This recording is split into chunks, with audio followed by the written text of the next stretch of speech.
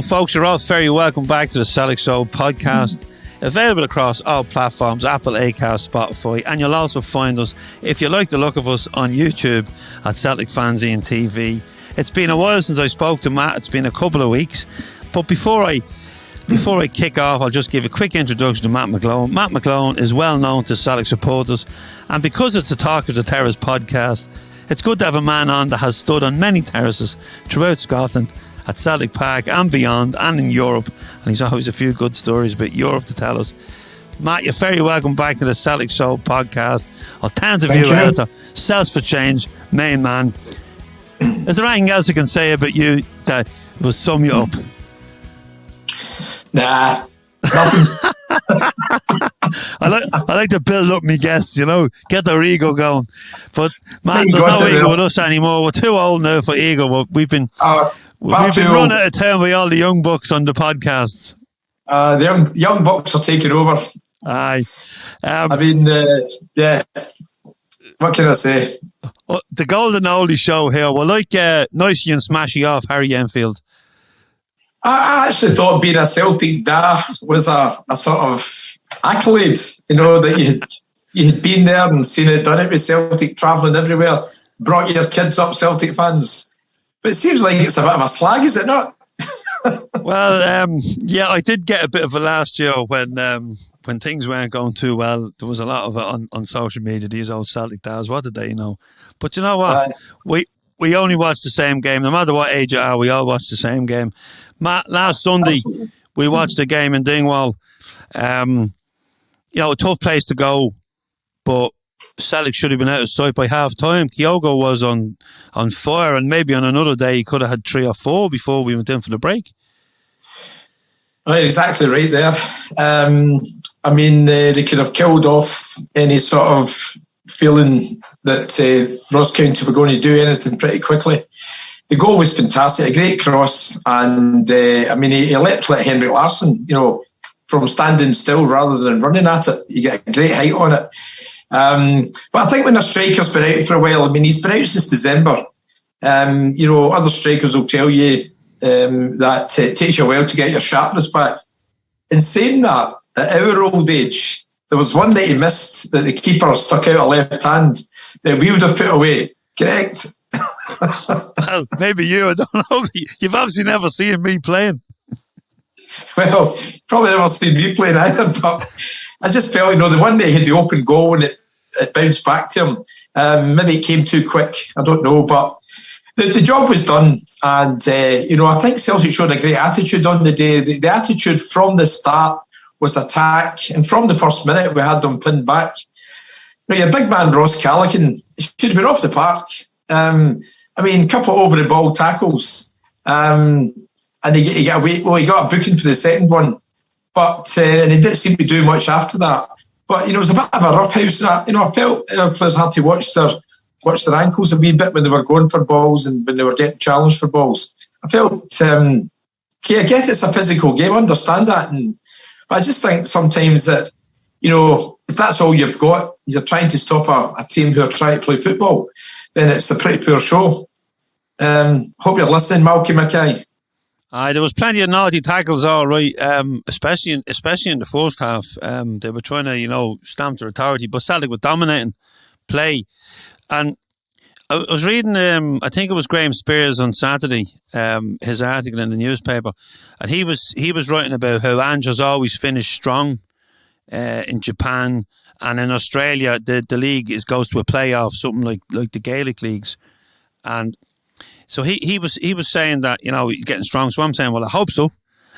But 2 players who started off the season on fire looked very good, on Sunday, and that was Jota and Kyogo, and they linked up. The ball in for the goal was absolutely brilliant, and as you say, the height, Larson-esque, the height he rose, for a little man to put that in the net, and give us really, take the nervousness away from us, because I don't know about anyone else, but I'm always nervous that, when it's so close, and especially this time of the season, because you're in touching distance, but we all remember Helicopter Sunday, I've adopted a different psychological approach to these games over the last couple of years for a couple of reasons. And I just find that, once the game started, or the build up to it, there's nothing that you or I can do to affect it. So I look at, what the situation is with the team, our players against their players, and our management against their management, and our momentum against their momentum, and it fills me with confidence. So I try to stay pretty chilled, I wouldn't say I'm pretty chilled during the 90 minutes, but in the run up to the game, I'm pretty unfazed, because I just think there's nothing you and I can do about it. And if you look at all the circumstances I just mentioned, then we shouldn't have any doubts at all.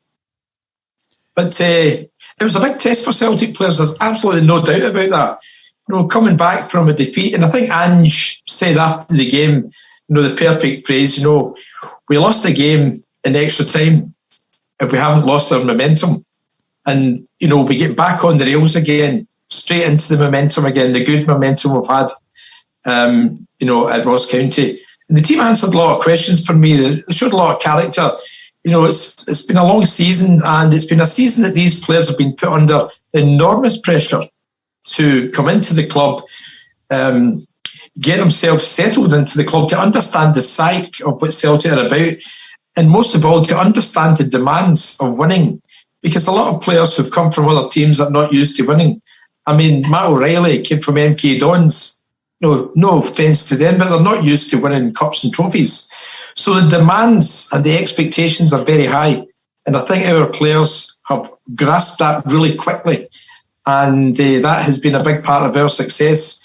In total with the support, they understand the expectations. Yeah, man, the expectations are so high within the support. And I think because we didn't, we had a shaky start and then things settled. And I just think that, momentum was built all season. And we have been, I think we've been surprised by Ange, if we're honest. And we've grown to love him, As you said on Twitter, I think earlier or yesterday, he just arrived with a suitcase full of jumpers. That jumpers. And he did. Unless you're a football nut or an anorak, there wasn't a lot you knew about Ange. And no, I mean, I had never heard of him at all. I'd never heard the name, and I was thinking some of the broadcasters are going to be struggling to say his second name. Of course, you quickly get used to it. But when he came in, the first thing you do when you don't know about MD is you look up the past. And he had won in Japan, had managed the Australian national team, which I didn't know, and he'd won trophies in Australia. So I thought, well, why not? We seem to harp back to Eddie Howe again. He seems to be doing quite well at Newcastle. But, we seem to have all our eggs in one basket with Eddie Howe for 2 or 3 months. And Ange was sort of plucked out of the sky the same day that Eddie Howe had said no. I think Eddie Howe said no around about 1 o'clock on a Friday. And I think Ange was first mentioned at 5 o'clock that same day. So they obviously, had been looking at him. It'd be pretty poor management, to be just looking at one person and not have any backup at all. So he was obviously in and around there. And when he said recently, he just wanted the job. He would have walked to Celtic Park. I know we've heard all that kind of chat before, but I actually believe that he was just wanting the opportunity to manage a club like Celtic and wasn't too interested in, maybe who he could bring with him. Obviously brought nobody with him. So that just shows you the amount of confidence that guy's got to walk into a place. I mean, to this day, you and I walk up to Celtic Park and we feel quite in awe of the whole situation. Imagine walking up there on your own, a suitcase full of dad jumpers. That was a joke, obviously, but you don't know any backroom team. You don't know any of the staff. You don't know the people round about you. That takes, big kahunas. It really does. And as you see, we've grew to love him. And I remember just looking at the first issue of the Alternative View the other day, the first issue when he came, and I said, you have our full backing, let's go. And it's been that way since I think Celtic fans and the support in general, by nature, always give somebody a chance. I think we have underdog mentality anyway. So when you have underdog mentality, you always try and embrace somebody new coming in to join your fight. And everything we do with Celtic is a fight. The very culture in the country that we live in, the games and the referees we play against, everything is a fight. So he's come in and embraced everything. And I just think, tremendous. And somebody had said to me yesterday online, I think, I don't think it'll be long before big teams from England come looking for Ange. Well, I'm quite comfortable about that, because I don't think that will happen, for one reason, that I don't think fame and money is Ange's God. I think if he feels happy in a place, I think if he feels settled, and I think if he feels, importantly, that he's backed in his aim for what he wants for Celtic, I don't think he would want to look anywhere else. Not getting back into the Brendan Rodgers situation, but I always felt Celtic were a stepping stone for Brendan. I just felt like, first good opportunity and he'd be off, which was proved right. So, enough said about that. But I don't think Ange is of that character. I think Ange, if he's happy with all the aspects I mentioned there, he wouldn't want to be going somewhere else. I think he's a builder. He likes to build things, and he's built a team here. And I think, if he disappeared tomorrow, he'd be pretty much, unhappy about the fact that what he was building, they couldn't see right to the end. So I think that's his aim. He's happy with what he's doing. And I don't think there's any problem with him leaving Celtic in the next 2-3 years at least. Yeah, as you said, Matt, he arrived up with a suitcase on his own.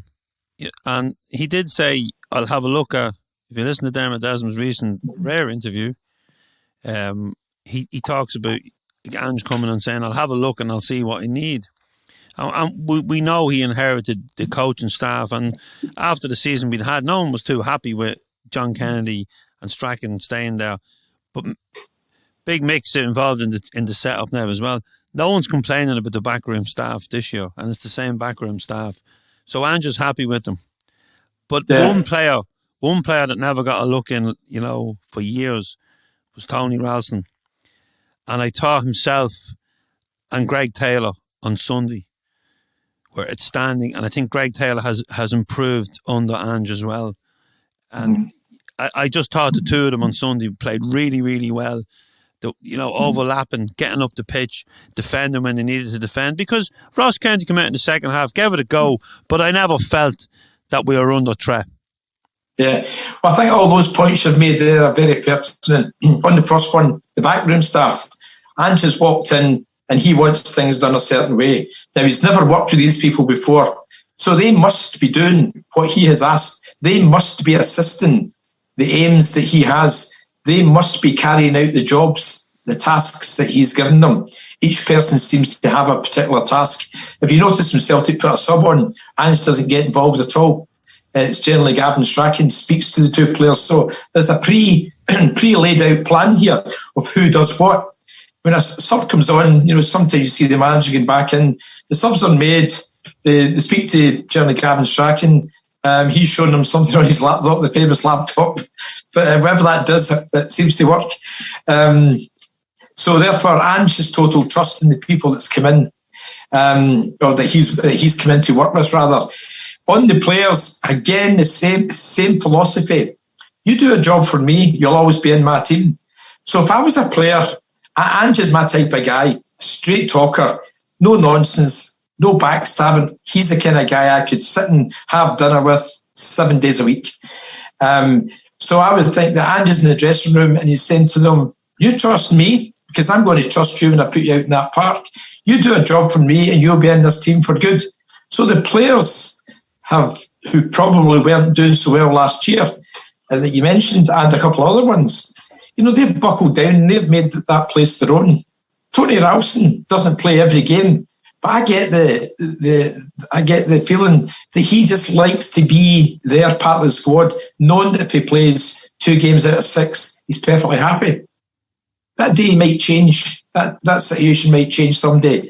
But, at the minute, he just seems so happy. He's got a new contract, so happy to be part of a squad that's going places. So the philosophy with the players and the background team that you mentioned is that these people are doing well because Ange has trusted them, and they, importantly, have answered the call of the particular position and the task that... Yeah, Matt, and goal at the start of the game, early in the game, goal at the end of the game, send us all down the road happy. And then, straight away, the talk is, all the regulars, all the season book holders will be in Celtic Park, but you got some people who will be travelling from the States and travelling from abroad, on the hunt for tickets. So, it's going to be a packed stadium on Sunday. We're 2-2 with them in fixtures this year.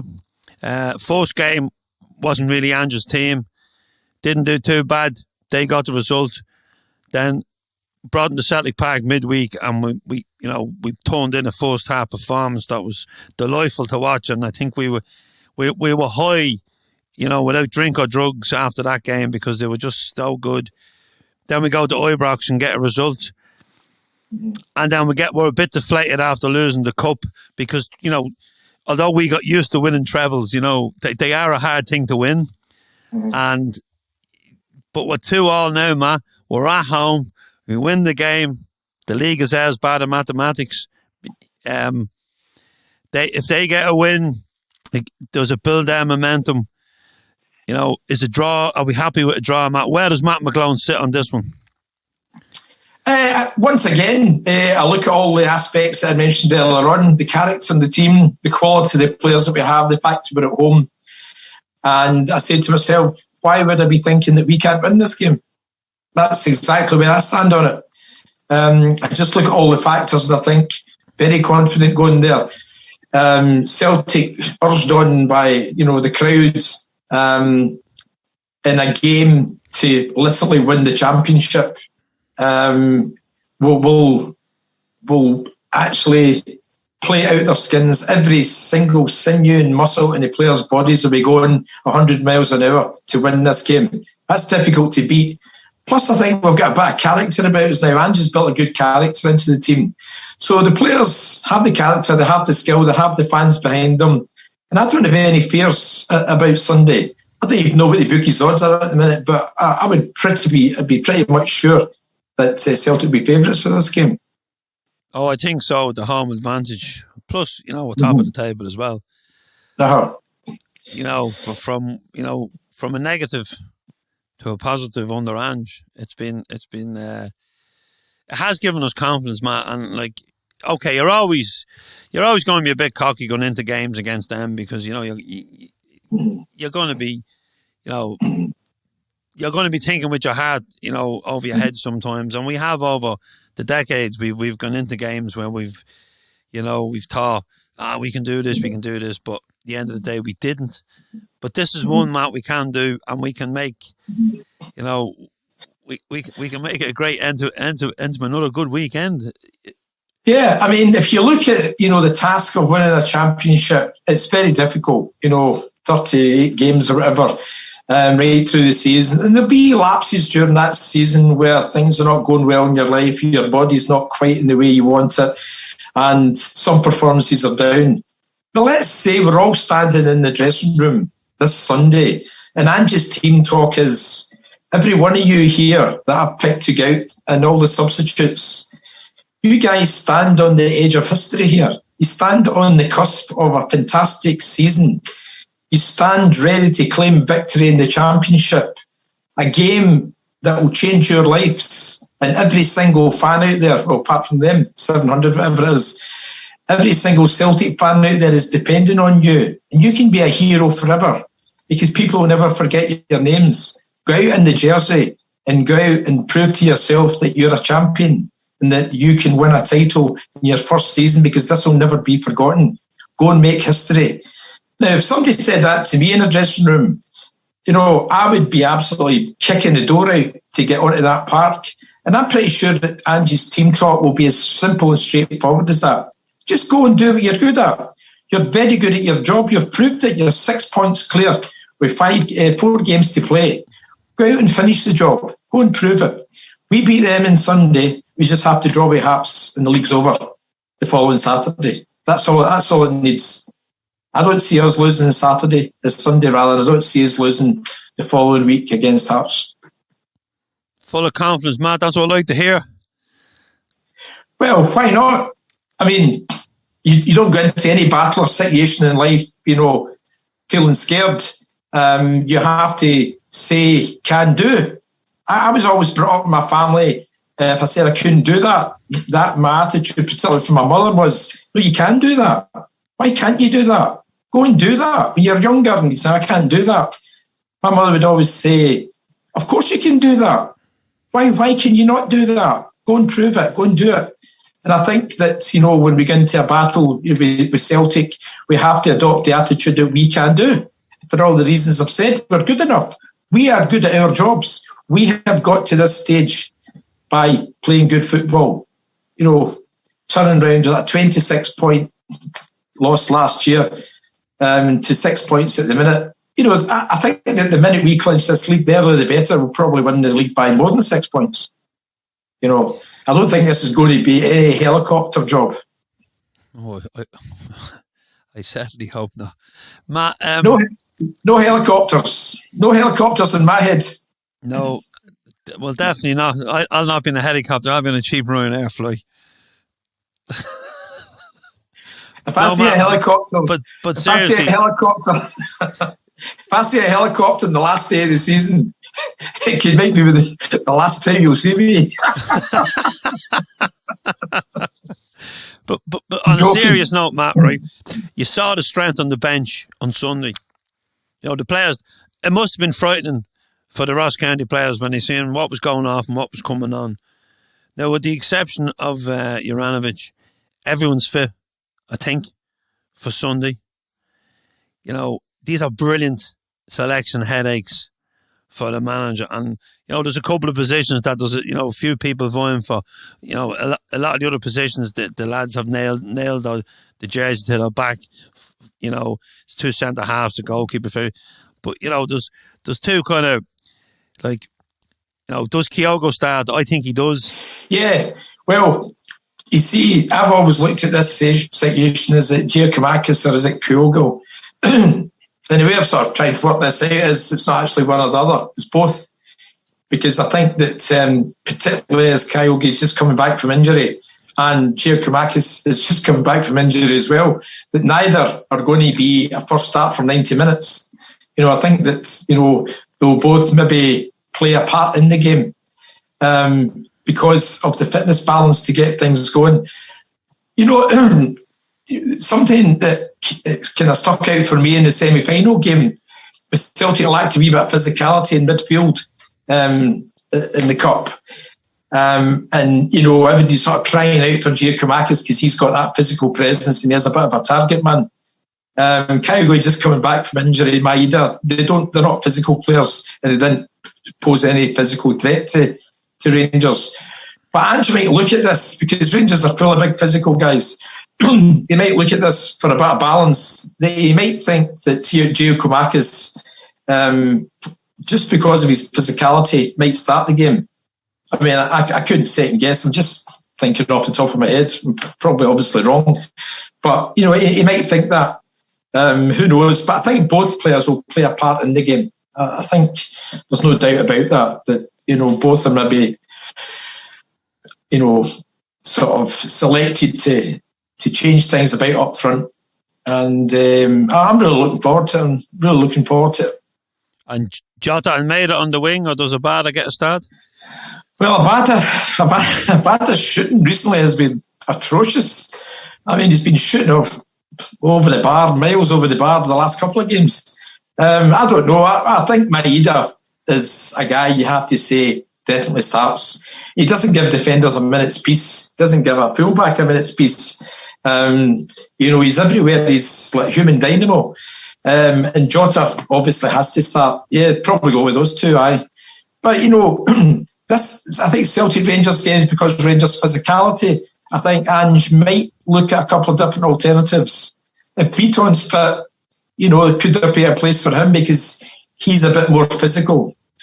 In the Cup semi-final, I was standing thinking, of players who could sort out that midfield.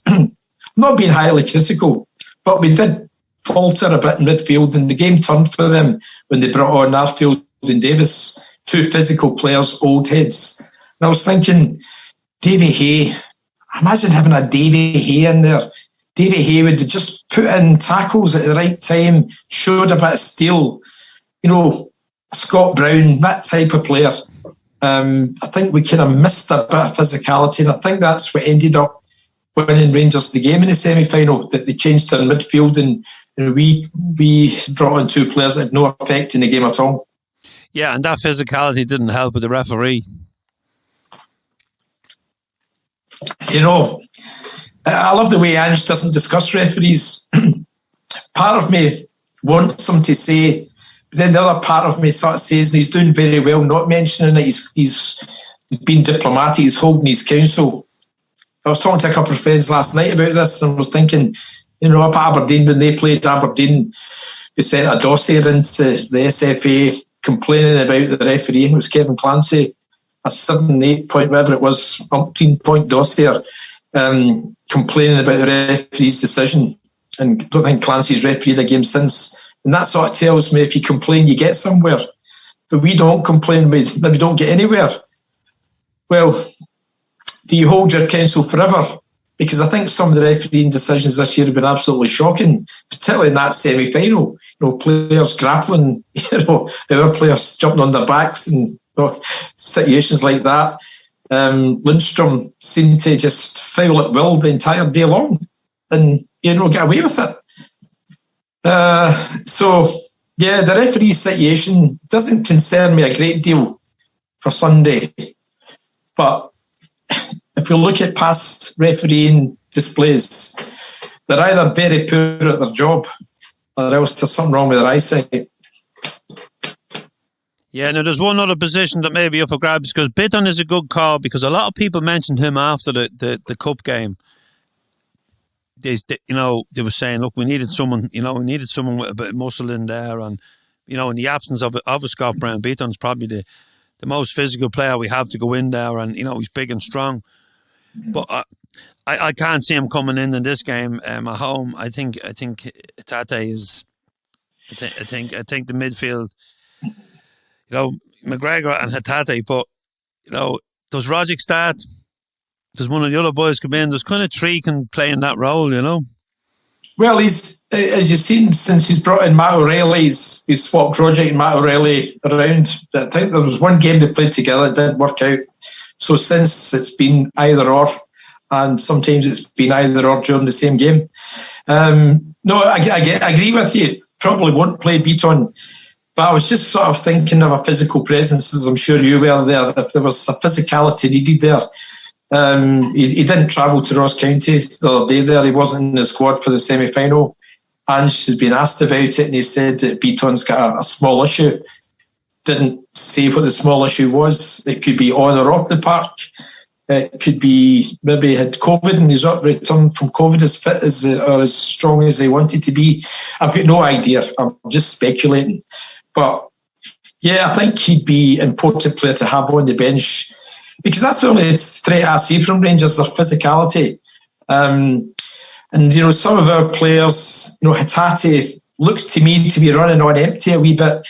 You know, he's doing his very best and great. But, you know, he's had a full season elsewhere, as Maeda has.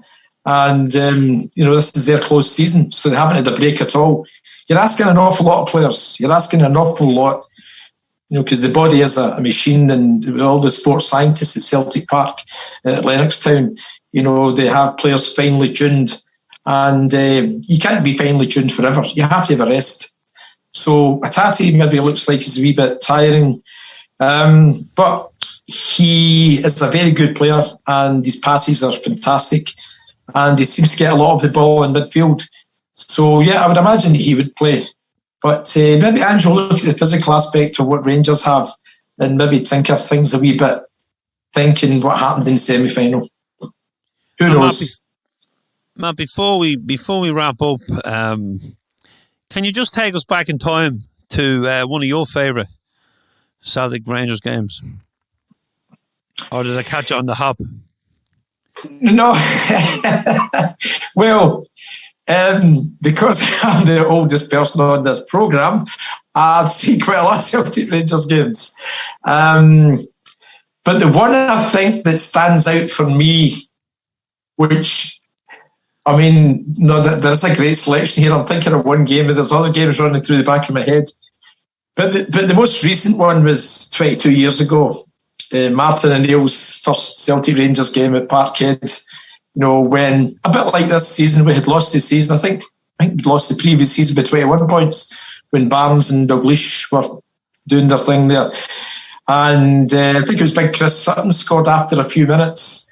And I think the buzz, the excitement, the noise, and the atmosphere of that game just riveted right through you from your head to your toes. And it's something that sort of lived with me for a long time, that particular victory. And just because the way we had done it, we had ran over the top of them. And when Henrik, chipped, beat Conterman and then chipped Kloss, it was a beautiful sunny day. It was a day made in heaven. If I ever want to know what heaven looks like, I felt I was in heaven that day. That was just fantastic. 6-2. It was a most wonderful afternoon. Yeah, Matt, it's one that sticks out in my mind. Again, the sunshine. We got back on the bus after the game. We used to sit in the Jockstein Upper, and I remember when they scored, I just seen me mate Hilly, and he was just running up and down the steps. He wasn't even just looking for someone to celebrate with. He wanted one of his own mates, and then I seen him grabbing his brother at one stage, and it was that's a memory that sticks in my mind from that day. And I always remember the session on the boat going home that night. It was just it was the arrival of Martin O'Neill. The pressure was on him to deliver in that first game, and I was at the Willie Maley Memorial Committee for the statue that they're building in Newry. They had a big night in Celtic Park on Friday night. Sold out show, great night. But Martin O'Neill was the guest man, and he spoke about that 6-2 game, and it just brings so many happy memories back. That 90 minutes was just, as you said, it was just a special. It was just a special, wasn't it? It was like... Yeah, it was special. I think it's because of the situation prior to where we had been down in the dumps and the way we had come back in such a spectacular fashion. We've beaten them by 5 since, with Dembele and various Edwards and scoring. But I think the circumstances prior to the 6-2 game where we had been sort of down there, new manager coming in, it was just fantastic. I mean, we rattled in 3 goals, I think, within 15 minutes. And, we're all turned around looking at each other. And I always see these results. I always turn around and say to my children or my friends who are sitting there by me, we could get 7 here, It's this daft thing you have in your head. We beat them 7-1. And you're thinking, it's 3-0 after 15 odd minutes. We could get 7 here. And somebody's going, no, we could get 8. And it's just that childish, boyish enthusiasm that you have that Celtic give you. Even when I'm older now and you're whatever, everybody who's older will always have that impish, boyish enthusiasm of what Celtic can do and the buzz they can give you. You mentioned earlier on there, that after the 3-0 game there, we didn't need any drink or drugs. That again was that day. You just don't need any additives at all. Yeah, no, and I always remember a pal of mine went into the shop on the boat. I think we were coming home with the slow boat, which we don't normally like, but it was brilliant that day because it was an extra hour and a half drinking time on the boat with your mates. And he went in and he bought a little penny whistle in the shop.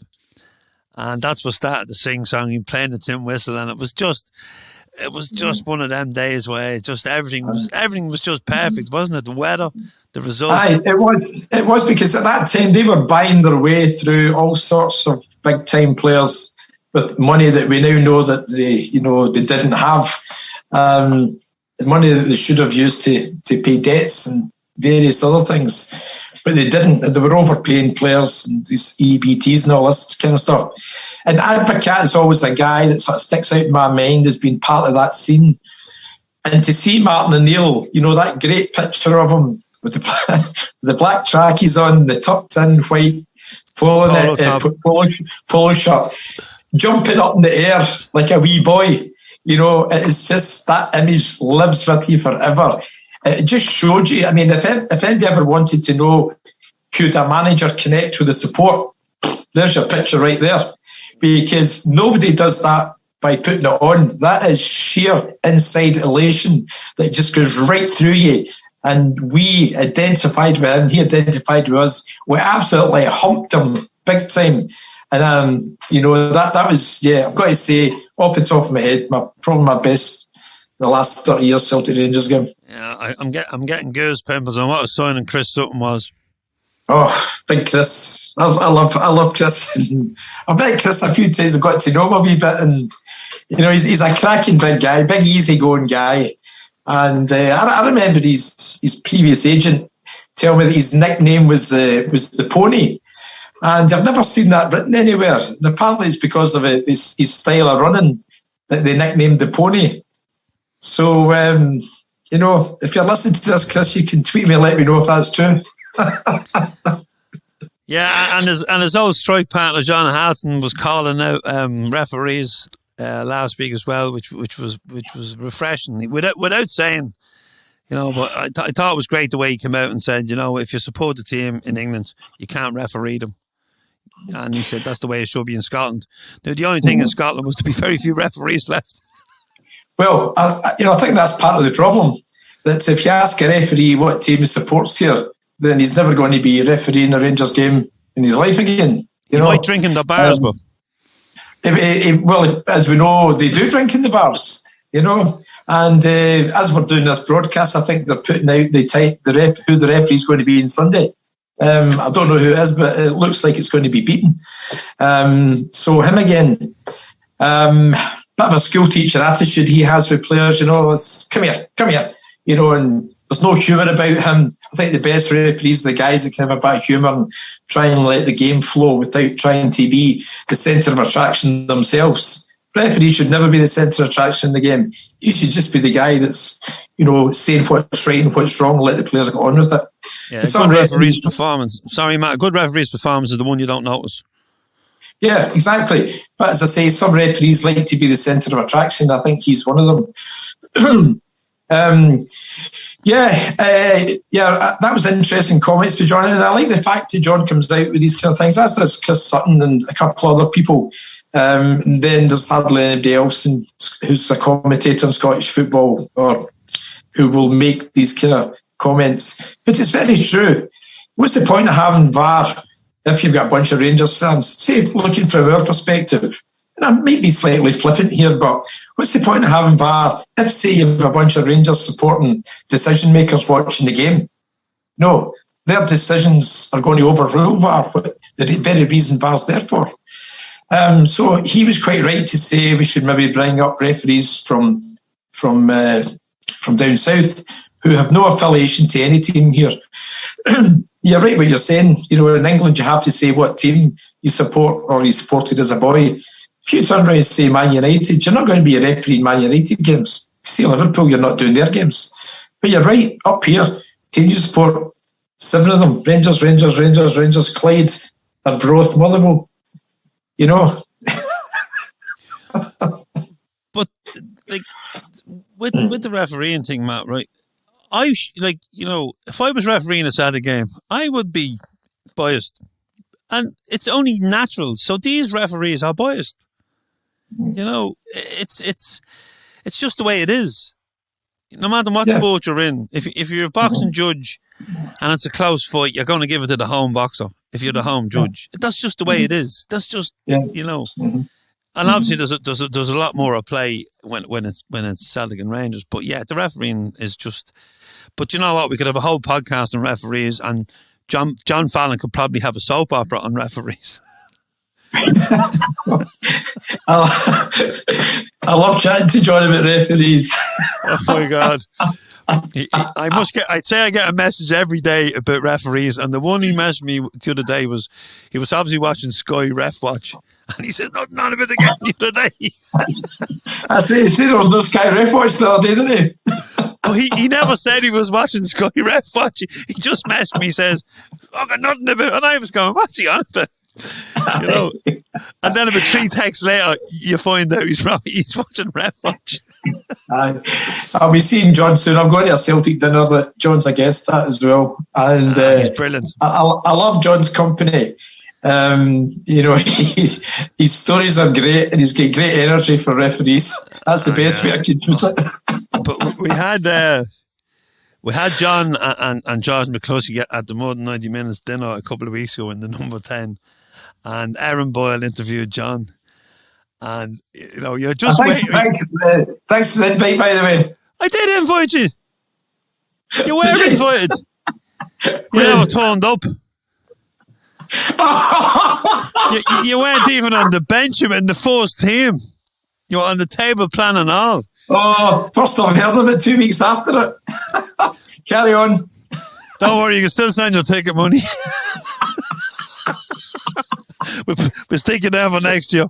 But Aaron interviewed him, right? And ticket's just arrived. Yeah, there you go. There's your ticket. You're just waiting for John to come out with, the referee. And you're just saying to Aaron, do not mention referees. Do not mention referees. No, John's great chat when it comes to referees, because if I ever thought that I had a problem with referees, then I know that John's got 10 times that problem. Probably 10 times yours as well. He's magic, and this is the truth, right? That was, we'll say, 2 weeks ago, and we were at a wedding last Monday. Johnny McChrystal from the Ballymena Shamrock got married. And there's a couple of boys off from Glasgow, and John was over for the wedding. And the first thing he said to me was, "Did you see that bastard yesterday?" And I knew who he was on about, right? That was the first thing. He didn't even say hello. I've just received your invite here. Hang on. Just looking at it. What's today's date? 26th.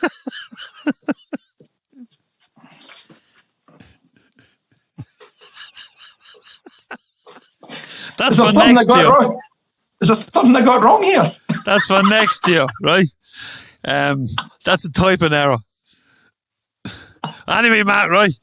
It's too much laughing going on now. This is we're mature podcasters now. We need to be a bit more serious. Yes, absolutely. We shouldn't be having fun. No. We should be giving out about referees.